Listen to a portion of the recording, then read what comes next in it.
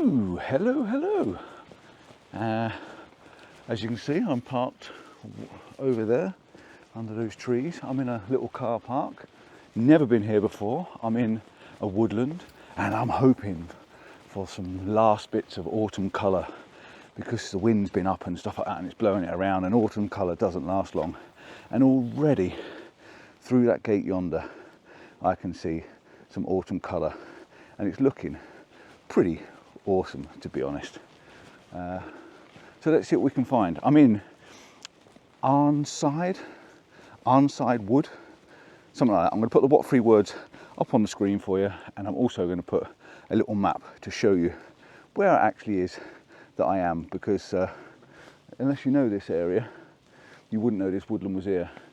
Now I've got a choice to go up that way, or I've got a choice to go through the gate. So I think I'm going to start off going through the gate, and then I'm going to head up and have a look, because the most of the colours right in front of my face, 100 yards from the van, and that's a good start.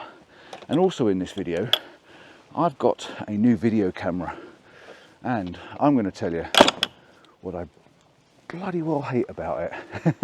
I'm going to tell you what I don't like about this new Osmo Pocket 3 that's just come out. It is really winding me up at the moment, but I'm going to try and use it, and hopefully the footage will be nicer. But yeah, this is a pretty bit of colour. That's all I need to do now, is see if I can find some photographs. Come on, let's go. I walked into the wood and turned right and came up this rockily, gravelly track. And my gosh, what a view you get from here. What a view. You're basically looking over to the Lake District, which is where I'm headed. Got a couple of little benches down here. But yeah, look at that. Look at that for a view. And it goes all the way out to sea out there as well. That's pretty phenomenal, isn't it, really? So yeah, I just thought I'd have a walk up the hill first. Just gonna get above this tree. That's something else, that is. What a view. Right over there, I can see some buildings or forts or something right out to sea. But that's an amazing estuary, and I think there's some very long lens photographs out there with those patterns and stuff on that estuary. And I've seen photographs of people walking out on that estuary, but that is not one for me, I don't think. You can get right out, the tide goes out for miles, and you can get right out in the middle of that estuary. And I've seen Google pins on there, but I just don't fancy ever being out there because the tide can come in really quick, can't it? And down that way, I'm thinking, yeah, that direction, that's going to be Morecambe Bay. And we had some deaths there with some cockle pickers, I think it was, years ago, where the tide came in and caught up with them, I think it was. So yeah, not for me. But yeah, that's the Lake District over there. That's where I'm heading, right out there at some point. But I'm just going to stand here for a moment. I'm going to watch this weather coming in and enjoy it. Wow, the light down out there at the moment is absolutely insane. It really is insane. I've had to get the camera out and put the long lens on because it's just crazy looking out that direction. So I'm just yeah, I've got to snap another one, so bear with me for a minute and I'll be back in a minute.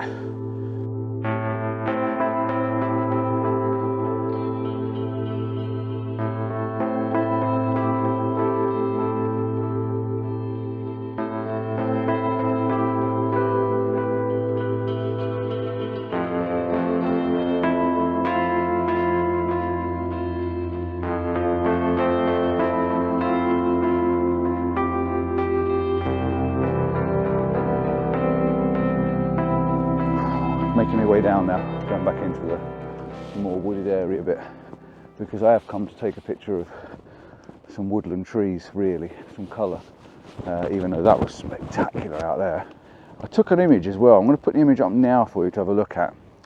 And before I tell you where they are, can you see the birds in the image? As I look through the long lens at nearly 300mm, I think it was, I can see some birds. Amazing.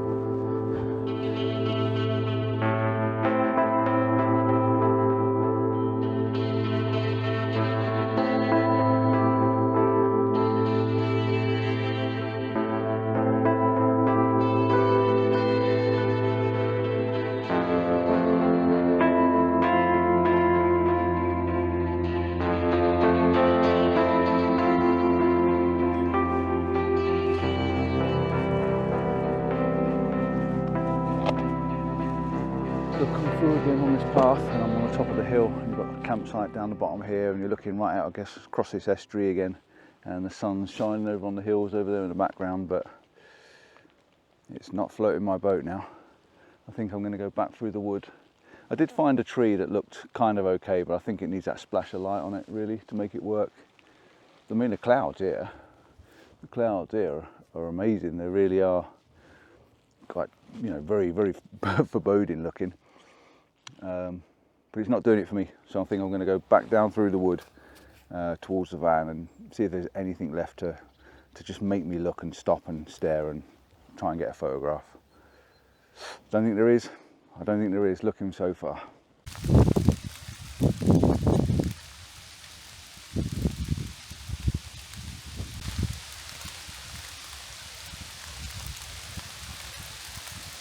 So I've spotted a little bit of colour. I've come off the path a little bit and I've come across this wall. Got this wall leading all the way around. I think it must go up to the gate that I came through.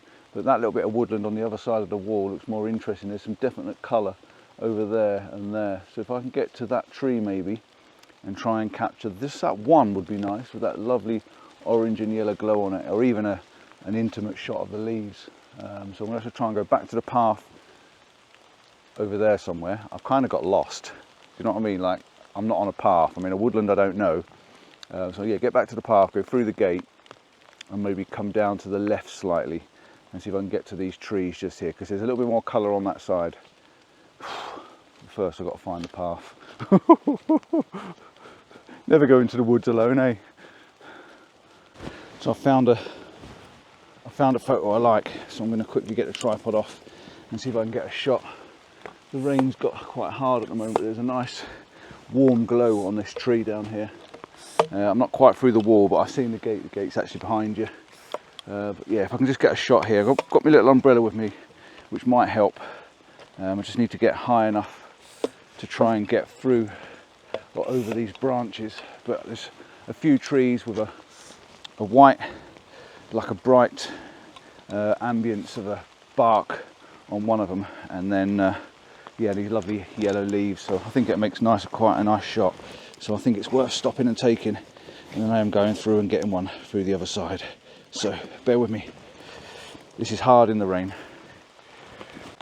Never easy when it's like this. The rain's just suddenly come down loads, really just whacking it down. Non-stop rain, really, really quite hard. But I've got the camera actually on the tripod. You can see I've got my little bag clipped on just to keep it dry. I've got the umbrella over, so I can lift the bag off, take some pictures with the umbrella, even though I've got some holes in this umbrella now that are starting to peer through. But it helps to take that shot. Polarizers on just to enrich those colours, just to neutralise that glare and that shine, try and give me as much colour as I can. I think the image works. I think it's quite nice. I've got these I've got 4 or 5 dark trunks with this nice bright yellow and highlighted greens. They are yellow and oranges. It looks quite nice, and then you've got the nice dead leaves underneath, all nice and golden orange. So I think the image works. I think it'll work fine. I'm now going to try and I'm going through the gate. I'll go around the other side and see if I can find that other one that I saw the other side. And hello, where are you gone? I'm here. Hello. I'm here. Don't know what happened to the gimbal then. Yeah, and see if I can get a shot the other side, through the gate, round, and I can see the colours through the trees. So let's go and see if we can find it.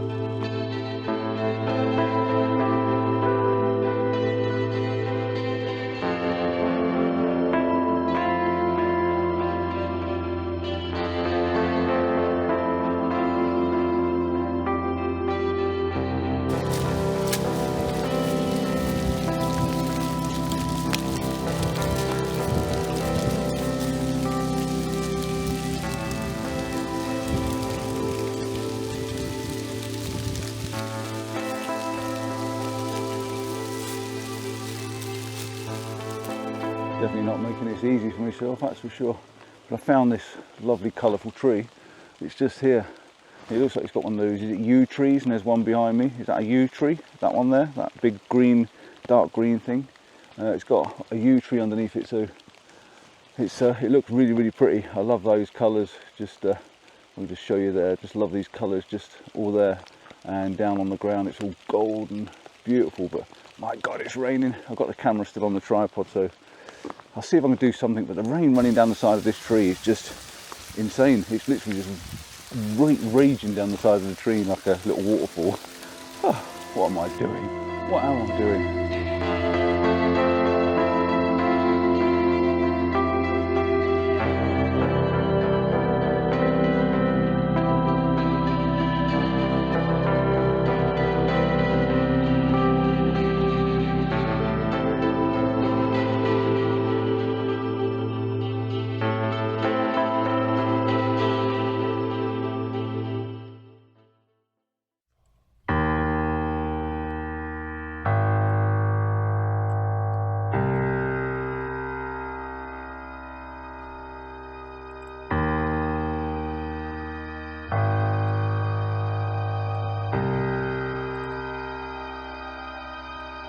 So here we go. This is one of these big problems that I've got. The microphone wasn't switched on, so I'm having to do a bit of a voiceover, which I'm not very good at.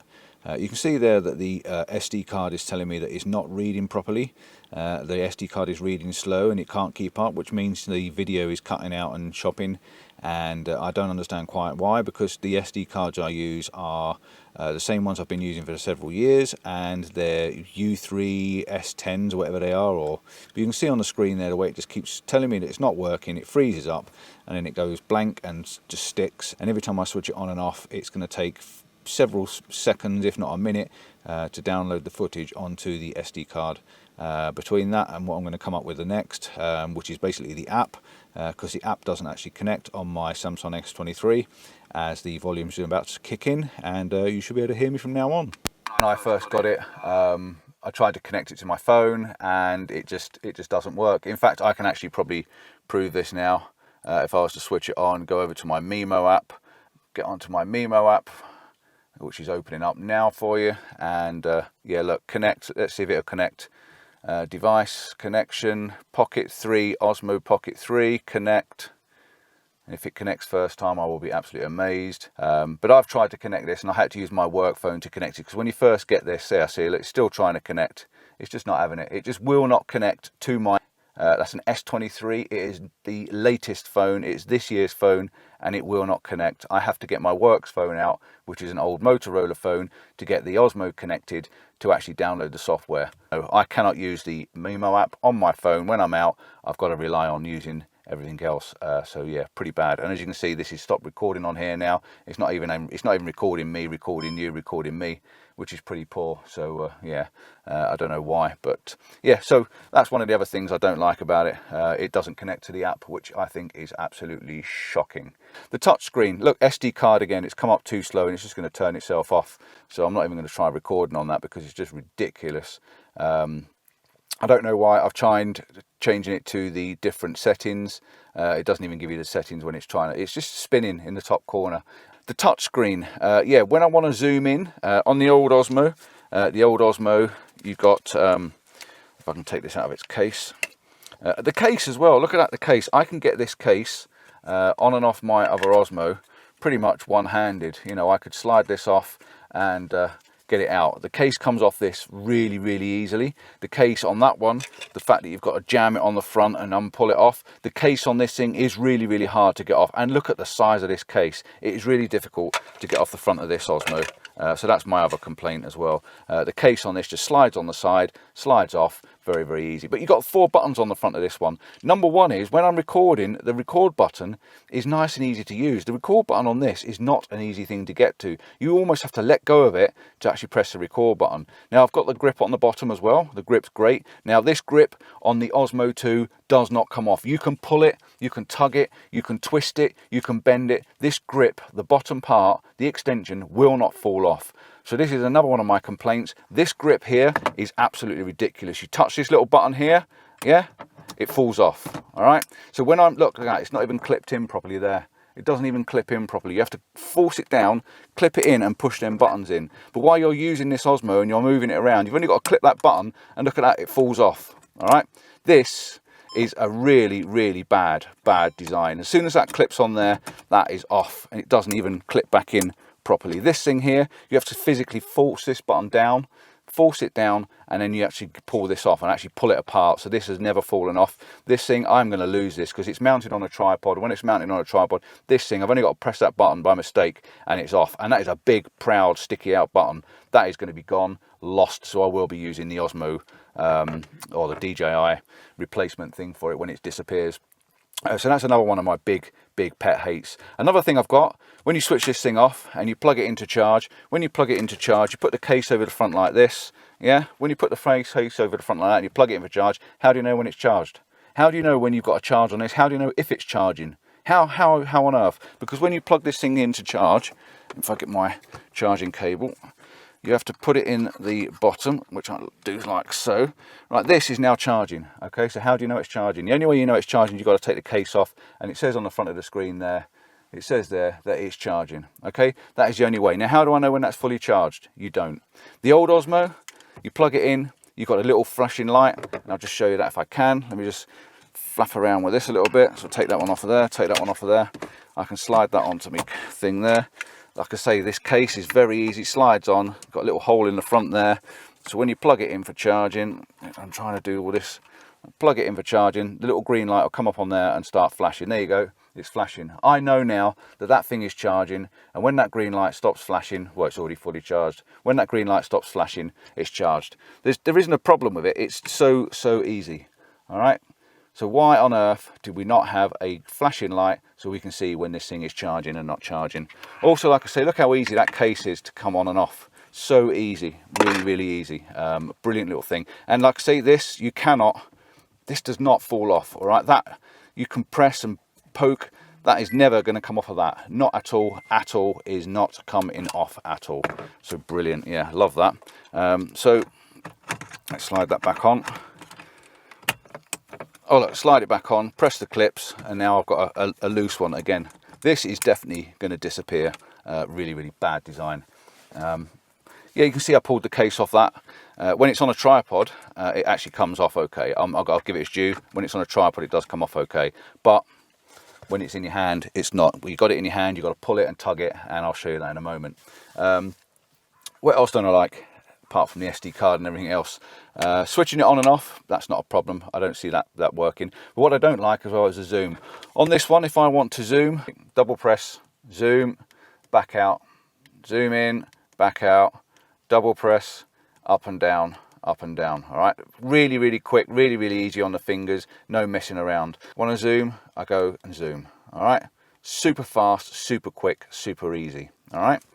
On this one, you go up and down, which is fine, but then you can't zoom in. You've got to look for the button, and then you've got a little tiny button on here on the touch screen, so you're trying to touch the touch screen, but then if it goes into focus mode, you're on the focus mode, but then I've got to try and touch the touch screen. Have I got it? Yes, I've got it. Okay, now it zooms in and out, but now I want to go up and down, so now I've got to look for the touch screen. I've got to get back on the touch screen.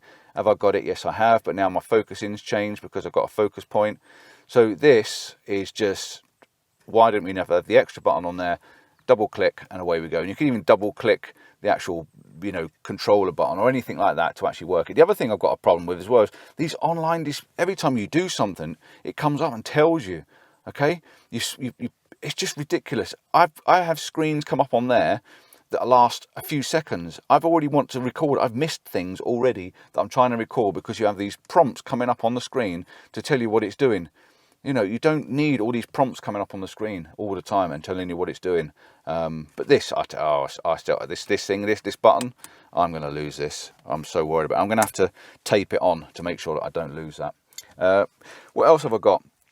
The microphones. And we'll just have a look. I've got a bit of paper down here, see, that I'll keep reading off. So let me put the camera down over this side, and then I'll see if I can explain what else we're doing. Oh, it's just sometimes, if it's not broke, don't fix it. The improvement, the quality, brilliant. The quality is fantastic, but other than that, I really don't know. Right, the microphone. Yeah, let's get to the microphone. So on the old microphone, you've got a button on the side here. You slide it on, comes on, slide it off, goes off. All right, so when I've got this on my jacket, when I've got it attached, I know if I slide that forward, my microphone comes on. All right, that's simple. If I slide it back, it goes off. All right, so it's very mechanical, very on and off. This one, I've got buttons on it. I've got 3 buttons on this new one, 3 buttons on here, and I've got to try and remember which button and try and get my finger to feel the pad on it, and depending on which way up I've got this, to actually press this on and off. So you have to physically find the button, press and hold it. Now it does vibrate and tell you that it's on and off, which is great. And you've got a blue light when it's connected. It's also disconnected itself twice since I've had it. I've only had it a week. It's disconnected itself twice and the light goes green, so it means it's not actually connected to the actual Osmo anymore. So yeah, that's another thing. I'm not sure why it's done that. But yeah, the on and off button, why did they change it to a button? It's like the other ones, like their other odd DJI mics. You've got a button on the side, and it's physically impossible to try and work out sometimes which button's doing what, to press it and hold it. I know when you press it and hold it, it then buzzes, but it's knowing which button. On this other one, it's on. Yeah, it's not a problem. Ready? It's off. That is it. It's as quick and as simple as that. You can have a buzz, you can still flick that on, buzz and off. It's brilliant. But yeah, that to me, a crazy button. I don't like it. Really don't like it. I like the internal recording. I think that's fantastic. I love the fact that when you start recording, you can have it set up so this starts to internal record. Unlike the DJI mic, which is permanently recording all the time it's switched on when it's on that record, rather than recording through when I'm recording, it's constantly recording everything. So when I stop recording on the camera, this is still recording volume, which isn't great. But with this one, it does turn itself off. I really do like that. I like the fact also as well, when it got down to 10% battery, the light on the top went red and it got a warning on the screen. All right, the warning on the screen, really annoying, because you can't see what you're trying to record. Every time you start to record something, comes up on the screen, you're down to 10% battery, blah, blah, blah. It's in the way. It's horrible. And I know I'm ranting, I know I'm raving, but this has got to be, this is the truth about this thing. This is me and my truth. FPV and follow me modes. Yep, the FPV and follow me modes. Again, I've got to go into the touchscreen. I've actually got to physically go into the touchscreen. I don't even remember where it is now. I've got a prompt up on the screen. Prompt up on the screen is 20% battery, blah, blah, blah. It's not even gone off yet. It's still on. Still on. It's still on now. It's still on. It's still on the screen. I can't it's gone off. See how long it's on there for? So yeah, I've got to now work out how to go into FPV. On the old Osmo 2, you want FPV, double click. So you can go from FPV, you can go to follow me, or you can go to tilt lock. Double click. So simple. This one, I've got to go right. I've got to let go of the grip. I've got to find the touch screen. I've got to slide the touch screen down. Right, then I can go into the follow me mode.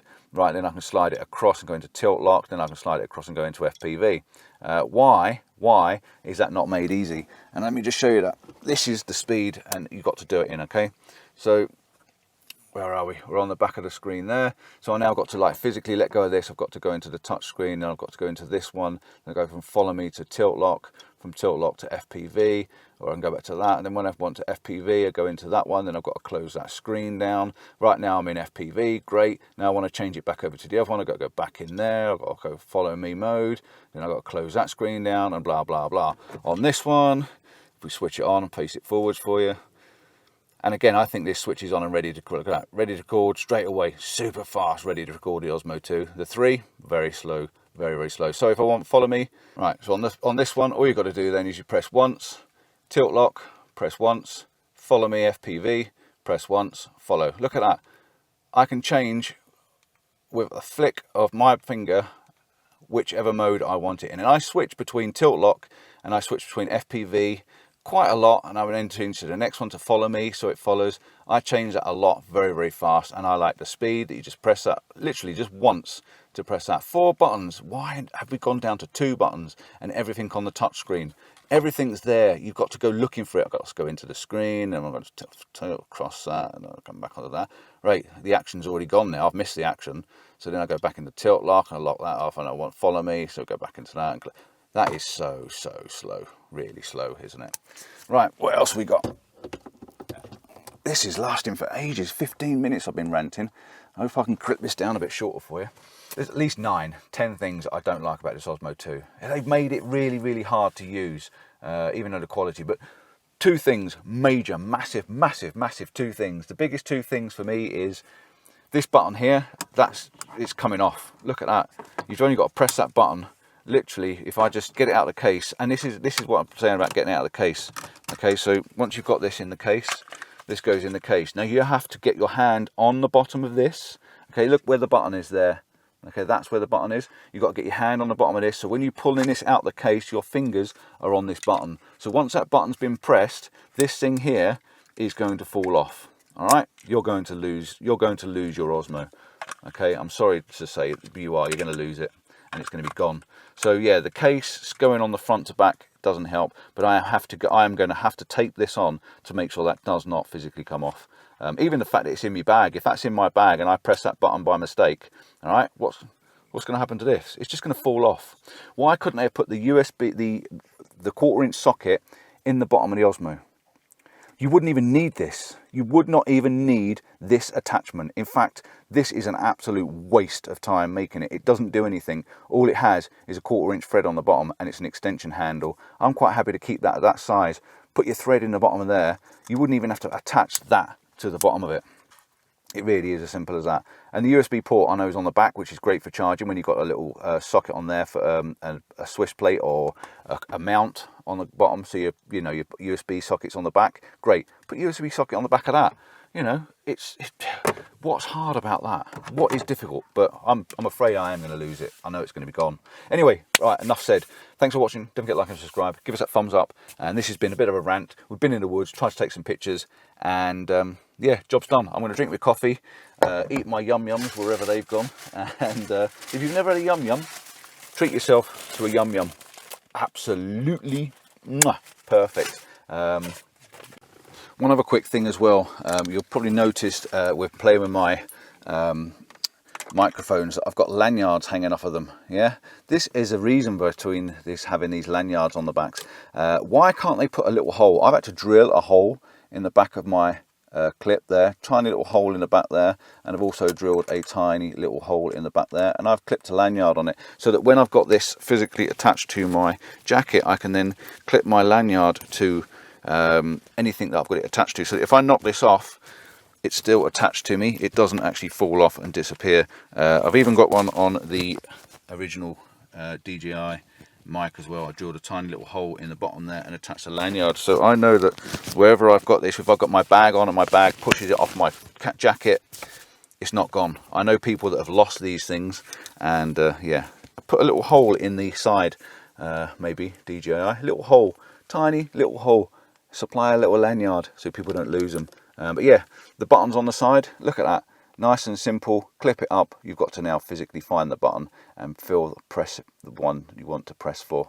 So, and also with your link button and the on off, you can use this for start and stop recording and things like that. You press the wrong button and you're going to turn it off.